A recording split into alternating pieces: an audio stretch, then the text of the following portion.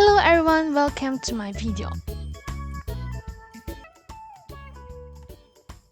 We will learn about expansion and contraction of matter. In simple words, expansion means become bigger.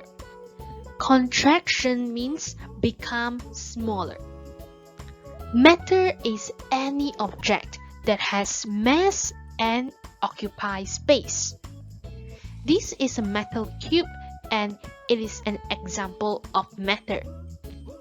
It is solid, so its particles are arranged closely.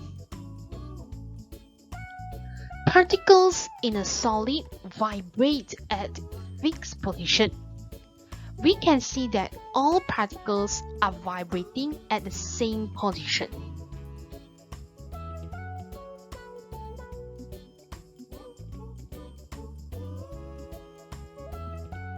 When a solid is heated, the particles absorb the heat from surrounding, vibrate faster, and move further from one another. You can see that the particles move faster, and the distance between the particles increase also. Finally, the solid expands, or we say that the volume of solid increases. Solid is cooled, or the temperature of solid decreases. The particles vibrate slower and move closer to one another.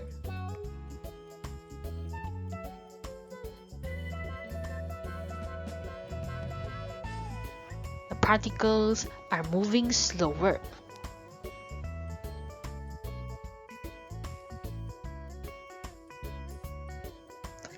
Finally, the solid contracts, or its volume decreases.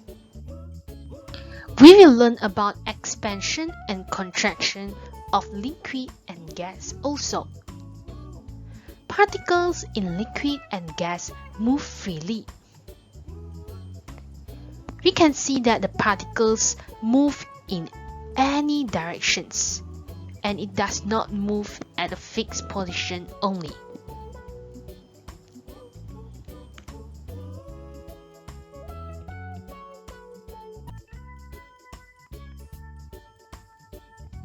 When liquid and gas are heated, the particles move faster and distance between particles increases.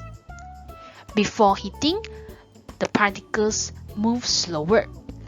After heating, the particles move faster, and distance between particles is bigger. So, liquid and gas expands.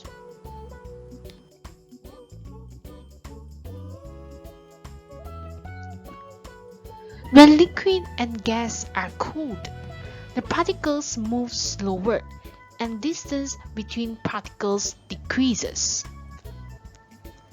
Before cooling, the particles move faster.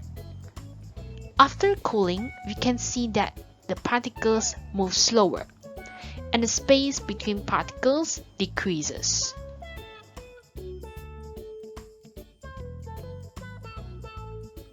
So, liquid and gas contract. My question is, why we need to learn about expansion and contraction? In fact, there are many uses of expansion and contraction of matter in daily life. First, we will learn how mercury is used to measure temperature. When we put a thermometer into a hot water, mercury expands. You can see the length of mercury increases. If we put thermometer into a cold water, mercury contracts. You can see that the length of mercury decreases. Then we will read the temperature from thermometer.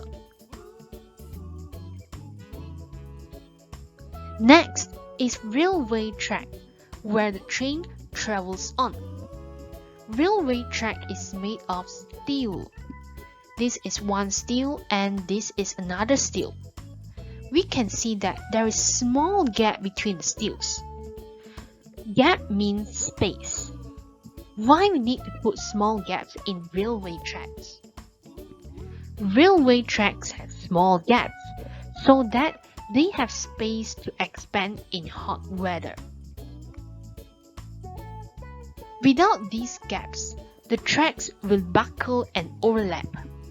Buckle means the railway track will bend. It is no longer straight. It is very dangerous for the train to travel on, or the train will fall down.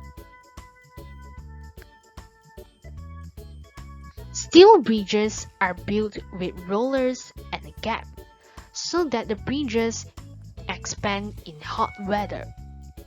In a sunny day or very hot day, steel bridges will expand. When it expands, there must be a space for the roller to move toward fixed end. This is fixed end and this is roller.